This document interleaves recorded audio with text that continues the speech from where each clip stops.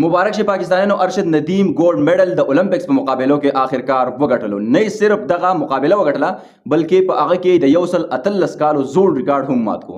تر اوسه پورې څومره میټر ترو چې په نيزه باندې چا کړی دا نو هغه زمونږ د پاکستان ارشد ندیم دی. 92.9 سره دغه نيزه گزار کړی دی او دغه ریکارډ لا تر اوسه پورې چانه ته جوړ کړی. 113 کال مخکینه ریکارډ ارشد ندیم مات کو. د دې سره چې کوم د انډیا نیرا چوپړا هغه 88 پورې غالبا لاړې داغه نه بعد چې کوم دی ارشد ندیم دغه مقابله په خپل نوم باندې کړه. دا هغه ارشد ندیم دی چې کوم د پاکستان ګورنمنت ته زاریګانی مینتونه کول د نن 3 کال مخکې چې ما مهنت کړې ده په خپل بلبوتي باندې دی لیول ته د 70 رسېدلې ما مهرباني وکړئ موږ دلته کې ټریننګ سنټر کولاو کېل ته کې موږ ته ټریننګ فیسیلیټي اویلیبل کړي خو هغه خبره ده هغه اګنور کړل شو او په خپل مهنت او په خپل زور لګن او په خپل شوق سره نن د پاکستان د لپاره هغه ګولډ میډل راوړو. په دې کې زما ډېر زیات خفګان د پاکستان د خلکو نه راشي په کوم ځای کې چې صرف او ټوله پیسې چې کم دا هغه په کرکټ باندې لګولې کیږي. ټیک دا کرکټ زما په خپل باندې د خوخي کېل دی خو نه صرف په کرکټ باندې بلکې چې په کم کلاړي کې دمي په کم پلیئر کې دمي هغه هم سپورټ کول پکار دي.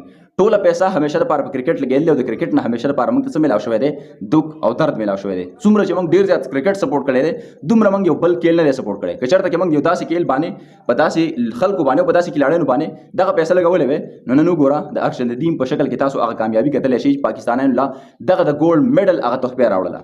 دا مقابله صرف او صرف د زمنګ د کوم پلیئر سره نه او نه چې کوم د بل ملک سره وا بلکې دا زمنګ د سیستم سره وا چې کوم هغه سیستم دی. خلک اکثر وایي چې یار مطلب ته د پاکستان د ټیم خلاف خبرې کوي. پاکستان ټیم باندې چې څومره خپکیږي ما داسې په تاسو نه خپکیږي ولې چې د کرکټ سره زمنګ شوق دی خلکو ته داسې لګي چې د پاکستان د کرکټ ټیم خلاف دی. څنګه چې ارشد ندیم او تر وسه پورې نه چا سپورټ کړی دی د خامخا سپورټ شوی خو دومره نه دی سپورټ شوی څومره چې کرکټ زمنګ په ملک کې سپورټ شوی دی. ډېر زیات مبارک وي ارشد ندیم ته ډېر زیات دی مبارک وي د ارشد ندیم فینس ته چې دغه ګولډ میډل د پاکستان لپاره راوړ.